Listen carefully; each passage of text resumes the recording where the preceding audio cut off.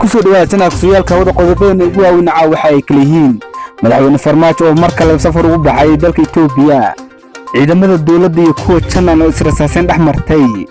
wasiir Jannaan oo faahfaahiyay qaabkii uga soo baxsay dawladda federaalka maanan leen hadda dawladda Soomaaliya iyo laamaheeda amniga way arkayaan ama waa lagu qaban doonaa ma aan sameeyay abti ama qabin laakiin qodobada dibaddan waxa kamid ah Turkiga oo ciidamo dheeraad u diray dalka Suuriya magaciigu waa Maslax Nasiib haatan ku soo dhawaada qodobadii faahfaahsan madaxweynaha Soomaaliya Maxamed Cabdullaahi Farmaajo ayaa mar kale maanta safar ugu baxay magaalada Addis Ababa ee caasimadda dalka Itoobiya sida ay noo sheegeen xubno ka tirsan filan Soomaaliya madaxweynaha ayaa Addis Ababa uga qayb galaya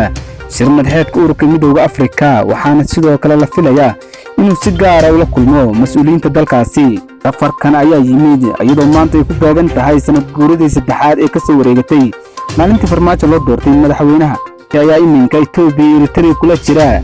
isbahaysiga saddex geesood ah oo xog badan aan laga haynin waxa uu yahay danta Soomaalida ay u tahay wararka naga soo gaaray gobolka Gudo ayaa sheegaya in goor israasaaseen laga maqlay gudaha degmada Balad Xaawo ee gobolkaasi israasaaseentan ayaa timid kadib markii ciidamada taabacsan wasiirka amniga Jubbaland Cabdirasiis Jannaan ay gudaha u galeen qaybo kamid ah degmadaasi oo kale wararka ayaa sheegaya in ciidamadaasi iyo kuwa dawladda ee ku sugan halkaasi ay isku dhaceen isla markaasna uu dhaxmaray iska horimaad kooban goobjoogayaal ku sugan halkaasi ayaa sheegay in haatan xaaladdu ay degan tahay isla markaasna ciidamada Jubbaland ay dib ugu laabteen duleedka degmada Balad Xaawo oo ay markii horeba ka soo yimaadeen halkaas oo ay ka wadaan dhaqdhaqaaqyo xooggan ma jiro wax wada hadal ah oo ka soo baxa labada dhinac oo ku aadan xaaladda kacsan ee ka jirta halkaasi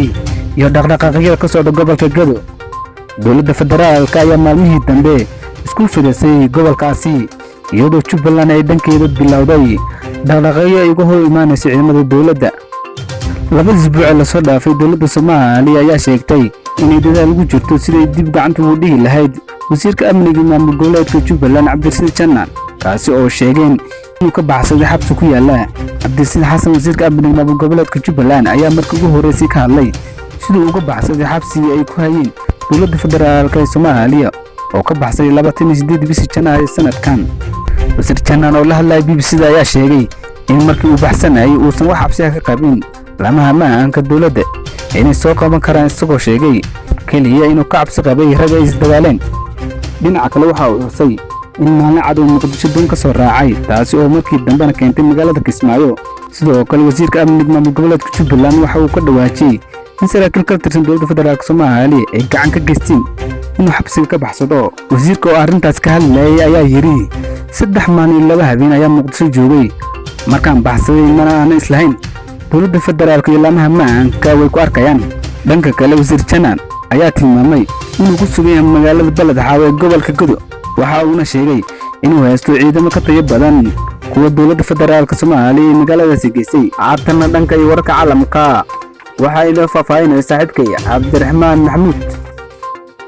dawladda Turkiga ayaa sabtida maanta ku hanjabtay inay duqeymo kaga jawaabi doonto haddii xarumaha ciidamadeeda ku sugan yihiin ee gobolka Idlib ee Suuriya mar kale la weeraro sida uu qabo heshiis uu Turkiga la galay Russia oo xulfada ugu muhiimsan ee madaxweyne Bashar al-Assad Turkiga ayaa 12 goobood oo kormeer ah kaga sameystay gobolka Idlib kuwaas oo ay hortagayaan weerarada ka iman kara ciidamada dawladda Syria arrintan ayaa timid kadib markii ay saraakiishu sheegeen in 3 kamid ah xirooyinkaas ay hareerayeen ciidamada dawladda Syria madaxweynaha Turkiga Rajab Tayyip Erdogan ayaa ka dalbaday dawladda Syria inay ciidankeeda kala baxdo goobaha u dhow xarumaha kormeerka ee Turkiga wafdi ka socda dawladda Russia ayaa maanta la kulmay saraakiisha Turkiga si looga wada hadlo xaaladda gobolka Idlib labadan dal ayaa si dhow wada shaqayn uga sameeyay xaaladda gobolka Idlib kastoo ay kala taageeraan labada dhinac ay isku hayeen siyaasadda Syria ee kala maamulka Assad iyo kooxaha kacdoonka daawadayaal intaas ayaa noo egta wararkeena caawa warkan intaan kulmi doono waxa aan kaga tegaynaa sidaas nabadgelyo aniga oo Maslax Nasiib